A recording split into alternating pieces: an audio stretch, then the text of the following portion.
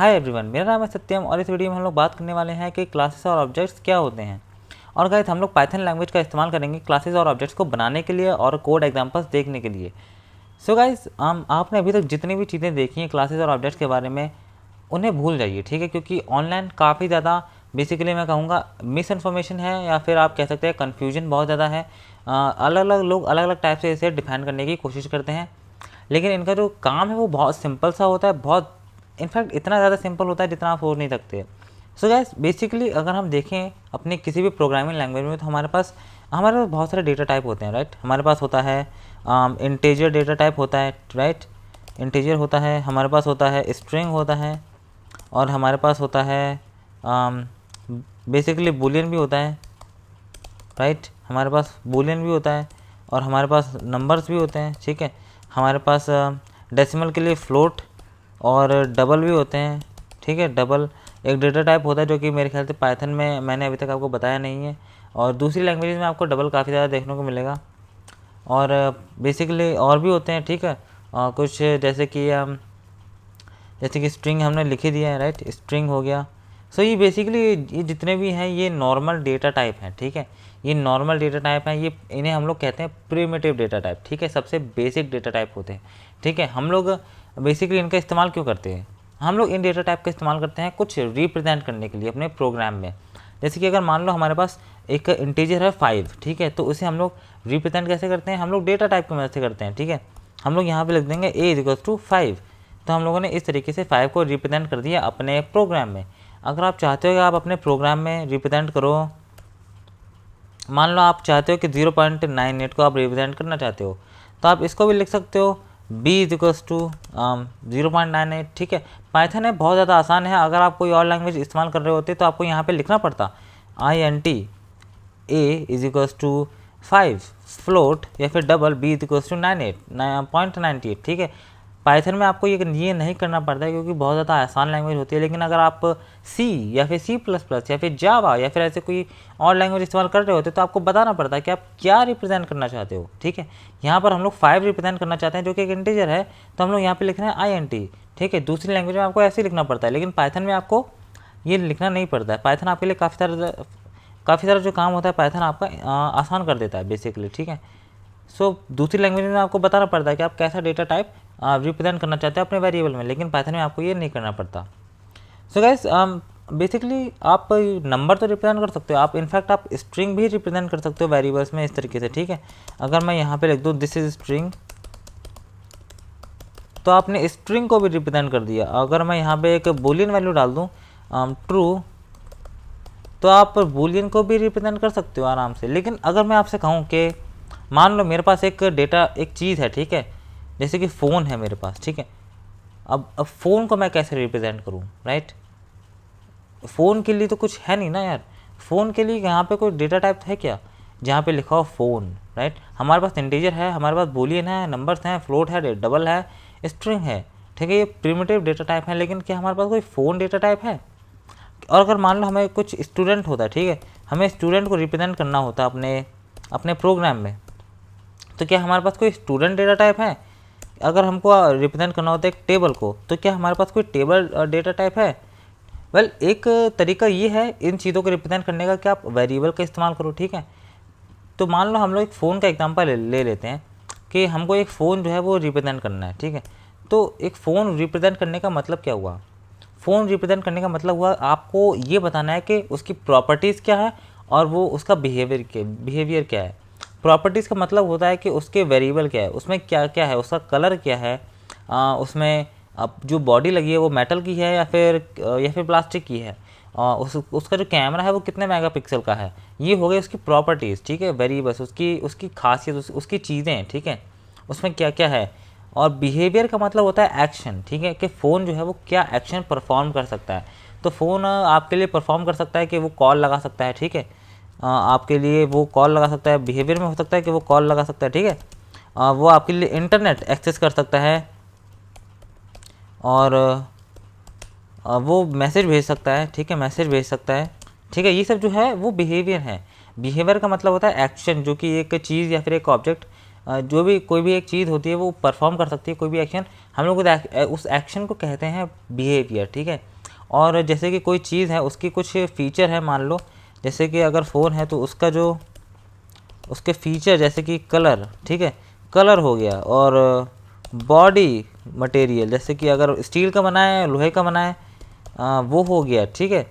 और basically company, ठीक है, कंपनी भी हम लोग एक फ़ीचर कह सकते हैं कि कौन सी कंपनी का है, ठीक है।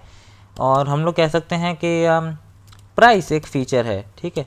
और बेसिकली मैं कह सकता हूँ कि एलसीडी डिस्प्ले वो कौन सा है, आईपीएस है या फिर एक ओलेड डिस्प्ले है, मतलब डिस्प्ले कौन सा है, ठीक है, राइट। तो डिस्प्ले हम लोग यहाँ पे लिख सकते हैं कि एक प्रॉपर्टी है, ठीक है। तो उसकी जो चीज़ें हैं जो कि वो है उसे हम लोग कहते हैं प्रॉपर्टीज़, और जो एक्शन वो परफॉर्म कर सकता है, जैसे कि फ़ोन जो है वो कॉल लगा सकता है, इंटरनेट एक्सेस कर सकता है, मैसेज भेज सकता है, और भी काफ़ी सारी चीज़ें कर सकता है। तो हम लोग उन चीज़ों को कहते हैं बिहेवियर, ठीक है। सो अगर मैं एक फ़ोन को रिप्रेजेंट करना चाहता हूँ अपने प्रोग्राम में, तो मुझे उसके प्रॉपर्टीज़ और उसका बिहेवियर रिप्रेजेंट करने के लिए कुछ चाहिए, ठीक है, कोई तरीका चाहिए। तो एक तरीका तो ये है कि मैं लिखूँ फ़ोन, ठीक है, हम लोग लिखें फ़ोन फ़ोन, ठीक है। हम लोगों ने एक वेरिएबल बनाया फ़ोन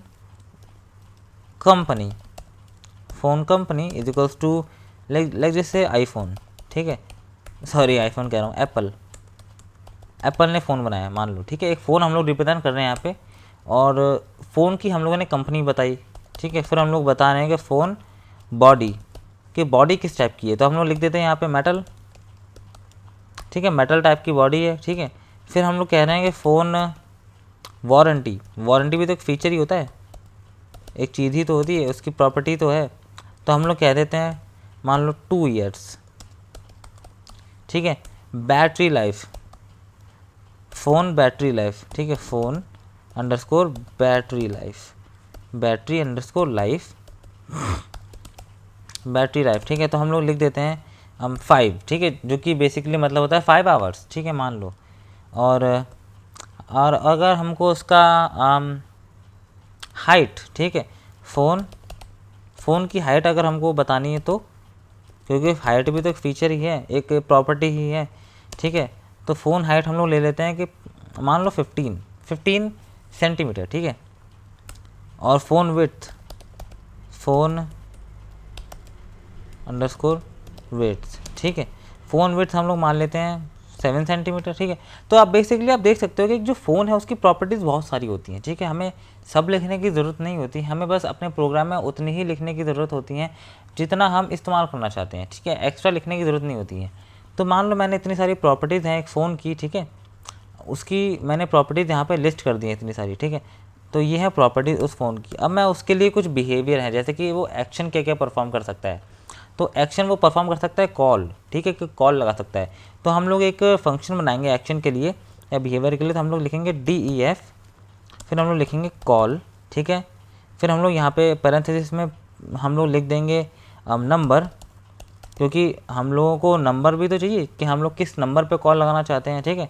और फिर हम लोग यहाँ पे मान लो कि फंक्शन के अंदर हम लोग लिख देते हैं प्रिंट कर देते हैं, ठीक है, कॉलिंग द पर्सन, ठीक है। मान लो कि हमारे पास कुछ इस तरीके का है, ठीक है, एक फंक्शन है, ठीक है, तो कॉल लगा सकता है।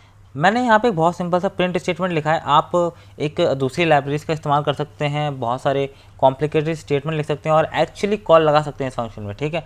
एक्चुअली आप अपने प्रोग्राम की मदद से कॉल लगा सकते हैं दूसरी लाइब्रेरीज का इस्तेमाल करके। लेकिन मैं इतना कॉम्प्लिकेटेड कोड नहीं लिख रहा हूँ, क्योंकि हम लोग यहाँ पे समझ रहे हैं कॉन्सेप्ट को। तो मैंने सिंपली एक प्रिंट स्टेटमेंट यहाँ पे लिख दिया है, ठीक है। तो एक कॉल हो गया हमारा बिहेवियर, ठीक है। दूसरा बिहेवियर देखते हैं, हम लोगों ने क्या देखा था, मैसेज डेफ, ठीक है, मैसेज हम लोग लिख देते हैं। यहाँ पे भी हम लोग लिख देते हैं कि हमें नंबर चाहिए होगा एक, ठीक है, पैरामीटर में। यहाँ पे हम लोग लिख देते हैं प्रिंट मैसेजिंग, ठीक है। हम लोग बहुत सिंपल सा बना रहे हैं कोड, मैसेजिंग, ठीक है। और सो बेसिकली दो हमारे बिहेवियर हैं। बहुत सारे बिहेवियर होते हैं, कॉल कर सकते हो, इंटरनेट एक्सेस कर सकते हो, मैसेज कर सकते हो, और आप चैटिंग कर सकते हो, बहुत सारी चीज़ें आप कर सकते हो एक फ़ोन में, ठीक है। एक फ़ोन का जो बिहेवियर होता है, एक फ़ोन जो एक्शंस परफॉर्म कर सकता है, वो बहुत सारे होते हैं। लेकिन हम लोग कितने लिखेंगे, कितने हम लोग अपने प्रोग्राम में इस्तेमाल करेंगे, जितनों की हमें ज़रूरत पड़ेगी, ठीक है, हम सभी को नहीं लिखेंगे। तो आप देख सकते हो कि अगर मुझे एक फ़ोन जो है उसको रिप्रेजेंट करना है अपने प्रोग्राम में, तो मुझे तो पहले ये बनाना पड़ा 1 2 3 4, ठीक है, 5 6 वेरिएबल बनाने पड़े, 2 फंक्शन बनाने पड़े, ठीक है, 2 फंक्शन बनाने पड़े और 6 वेरिएबल बनाने पड़े मुझे, ठीक है। तो अब आप देखो, अगर मैंने अभी सिर्फ एक फ़ोन रिप्रेजेंट करा है, ठीक है, और अगर हम लोग यहाँ पे लिखते हैं फ़ोन 1, ठीक है, सिंपली यहाँ पे फ़ोन 1 लिख देते हैं हम लोग, और यहाँ पे भी लिख देता हूँ phone 1 underscore call, phone 1 underscore call underscore message, ठीक है। सो ये जो कुछ भी हमने लिखा है अभी तक, वो हमने सिर्फ एक फ़ोन के लिए लिखा है, हमने सिर्फ एक फ़ोन को रिप्रेजेंट करा है इन 7 वेरिएबल्स में और 2 फंक्शन की मदद से, ठीक है। 7 वेरिएबल से हम लोगों ने इस एक फ़ोन की प्रॉपर्टीज़ को डिफ़ाइन करा, ठीक है, और यहाँ पे फिर 2 फंक्शन की मदद से उस एक ही फ़ोन के बिहेवियर को हम लोगों ने डिफ़ाइन करा, ठीक है। अब मान लो अगर हमारे पास 12 फ़ोन होते, मान लो 12 फ़ोन होते, ठीक है, एक एप्पल का होता, एक सैमसंग का होता, और एक मान लो ब्लैकबेरी का होता, सब, और एक बेसिकली अलग अलग कंपनीज़ के होते, ठीक है, शाओमी का होता, हमारे पास आईक्यू का होता, सबकी अलग अलग वारंटी होती, अलग अलग हाइट और विड्थ होती, ठीक है, और बैटरी लाइफ भी सबकी अलग अलग होती है, ठीक है, कंपनी का नाम अलग अलग होता है, बॉडी टाइप अलग अलग होता है, कुछ मेटल का होता है, कुछ एल्यूमिनियम का होता है, कुछ किसी टाइप की बॉडी होती है, ठीक है, वारंटी भी अलग होती है, ठीक है। सो उन सब के लिए हमें क्या करना पड़ता, हमें नए वेरिएबल बनाने पड़ते, राइट। इनफैक्ट हमें अकेला नए वेरिएबल नहीं बनाने पड़ते, हमको इन फंक्शंस को भी नया बनाना पड़ता है, क्योंकि हो सकता है कि एक जो फ़ोन है ब्लैकबेरी का, वो अलग तरीके से कॉल लगाता हो और बजाय एक आईफोन के, ठीक है, हो सकता है, ऐसी ऐसी चीज़ें होती हैं, ठीक है। तो हमें फंक्शन भी अलग टाइप के लिखने पड़ते, हो सकता है हमें लिखने पड़ते, ठीक है, उसके लिए। तो अब आप ज़रा सोचो कि मेरे पास अगर अभी तो ये एक ही था, ठीक है, अगर मेरे पास 12 होते तो हमारी हालत ख़राब हो रही थी। हमारे कोड में अगर हम लोग एक फ़ोन के लिए 7 वेरिएबल का इस्तेमाल कर रहे हैं, तो 12 फ़ोन्स के लिए हमें कितने करने पड़ते, 96 समथिंग, 96 वेरिएबल्स तो हमारे शायद अकेला 12 फ़ोन्स को की प्रॉपर्टीज़ रिप्रेजेंट करने के लिए हो जाते। और अगर हम लोग 2 फंक्शन का इस्तेमाल कर रहे हैं एक फ़ोन के लिए, तो अगर हमारे पास 12 फ़ोन्स होते, ठीक है, सबके लिए अगर हम लोगों को फंक्शन अलग से लिखना पड़ता कि भाई फ़ोन 1 अंडरस्कोर कॉल, फिर फ़ोन 2 अंडरस्कोर कॉल, क्योंकि दोनों का जो तरीका हो सकता है फ़ोन लगाने का, यानी कि कॉल करने का एक दूसरे नंबर पे, वो डिफरेंट हो सकता है, ठीक है। और गाइस हमें बेसिकली यहाँ पे 2 फंक्शन का इस्तेमाल करना पड़ रहा है अपने फ़ोन के बिहेवियर को यहाँ पे डिफ़ाइन करने के लिए, अपने फ़ोन के जो एक्शंस है, जो परफॉर्म कर सकता है एक्शंस, उन्हें यहाँ पे डिफ़ाइन करने के लिए। सो अगर हमारे पास 12 फ़ोन होते, ठीक है, अलग अलग कंपनीज़ के, या फिर अलग अलग फ़ोन होते 12, तो हमें वहाँ पे क्या करना पड़ता है, हमें 24 फंक्शन बनाने पड़ते हैं, क्योंकि एक फ़ोन के लिए हम लोग 2 बना रहे हैं, तो 12 फ़ोन के लिए 24 बनाएंगे, राइट। तो बेसिकली आप सोच सकते हो कि हमें अब कितने सारे फंक्शंस बनाने पड़ते, ठीक है, कितने सारे वेरिएबल्स बनाने पड़ते अपने 12 फ़ोन्स के लिए, और वो कितना ज़्यादा क्लटर कर देता हमारा कोड। इनफैक्ट हमें बहुत ज़्यादा प्रॉब्लम हो जाती है अपने कोड को मैनेज करने के लिए, और उसमें चेंजेस करने के लिए, ये सब कुछ करने के लिए। बात ये नहीं है कि आप कर नहीं सकते, आप कर सकते हो, बात ये है कि आप क्या करना चाहते हो इस तरीके से, ज़रा सोचो, ठीक है। कोई मतलब नहीं है ऐसा करने का। और इसी प्रॉब्लम को सॉल्व करने के लिए हमारे पास क्लासेस और ऑब्जेक्ट हैं, ठीक है। ये जो इतनी बड़ी प्रॉब्लम है कि हमें एक नॉर्मल सी चीज़ जैसे कि फ़ोन है, जिसके लिमिटेड चीज़ों को हम लोग अभी रिप्रेजेंट कर रहे हैं। फ़ोन में तो बहुत सारी प्रॉपर्टीज़ होती है ना, अकेला बॉडी तो नहीं होती, अकेला वारंटी तो नहीं होती है, अकेला बैटरी लाइफ तो नहीं होती है, फ़ोन में तो प्रोसेसर भी होता है, ठीक है, फ़ोन में तो अलग अलग टाइप के सर्किट्स भी होते हैं, फ़ोन में तो ब्लूटूथ भी होता है। तो अगर हम लोग उन सभी प्रॉपर्टीज़ को, अगर हम लोग ऐसे एक एक प्रॉपर्टीज़ को लिस्ट करने लगेंगे, तो 7 से कहीं ज़्यादा वेरिएबल्स हो जाएंगे, और फंक्शंस भी बहुत सारे होते हैं, क्योंकि फ़ोन जो है उसके बिहेवियर यानी कि एक्शंस वो बहुत सारे परफॉर्म कर सकता है। तो बहुत सारे टाइप के हमारे पास फंक्शन भी होते हैं। अगर हम लोग हर एक फ़ोन के लिए फंक्शन और प्रॉपर्टीज़ ऐसे वेरिएबल्स और फंक्शन के रूप में लिखने लगे, तो हमारे कोड में मतलब हज़ारों लाइन्स के तो बस यही वेरिएबल्स और फंक्शंस हो जाएंगे, ठीक है। फिर हमारा कोड का लॉजिक अलग होता है, ठीक है। ये सब जो चीज़ें हैं ये क्लटर कर देंगे, और हमें अपने प्रोग्राम को मैनेज करने में बहुत ज़्यादा प्रॉब्लम होगी। इनफैक्ट उसमें इतने सारे बग्स होंगे जितने हम सोच भी नहीं सकते हैं। सो यही जो प्रॉब्लम है ना यार, इसी चीज़ को सॉल्व करता है क्लासेस और ऑब्जेक्ट्स। सो गाइस, अभी इस वीडियो में हम लोगों ने ये समझा कि जो क्लासेस और ऑब्जेक्ट्स होते हैं वो आखिर प्रॉब्लम कौन सी सॉल्व करते हैं, ठीक है, आखिर उनका यूज़ क्या है, आखिर हम लोग उनको यूज़ क्यों करना चाहते हैं, उन्हें बनाने की वजह क्या थी, ठीक है। तो यही वजह थी उन्हें बनाने की, यही प्रॉब्लम थी जो कि हमारे क्लासेस और ऑब्जेक्ट्स जो हैं वो सॉल्व करते हैं, ठीक है। और अब हम बात करेंगे अगले वीडियो में कि आखिर क्लासेस क्या होती हैं, ठीक है। आखिर हम लोग इतना ज़्यादा कन्फ्यूजन है क्लासेस के बारे में, ऑनलाइन के ब्लूप्रिंट होता है, इंस्टेंस होता है, क्या होता है, ठीक है। तो हम लोग अगले वीडियो में आराम से बात करेंगे कि क्लासेस क्या होती हैं। और इस वीडियो में हम लोग ने देखा कि आखिर ज़रूरत क्यों पड़ी हमें क्लासेस और ऑब्जेक्ट्स की, आखिर क्या प्रॉब्लम थी जो कि हम लोग सॉल्व करना चाहते थे। तो अब आप सोच सकते हैं कि कितनी बड़ी प्रॉब्लम है ये, इसे अपने कोड को मैनेज करना, ठीक है। इसलिए हम लोग क्लासेस और ऑब्जेक्ट्स का इस्तेमाल करते हैं। सो अब हम नेक्स्ट वीडियो में जानने वाले हैं कि क्लासेस क्या होती है। अगर आपको ये वीडियो पसंद आया हो, अगर आपको कुछ नया सीखने को मिला हो, अगर आपको लगा हो कि हाँ आपके कुछ डाउट्स जो हैं वो क्लियर हुए हैं, तो please like share and subscribe the channel guys. अब हम मिलेंगे नेक्स्ट वीडियो में गाइस क्लासेस के साथ। तब तक के लिए बाय।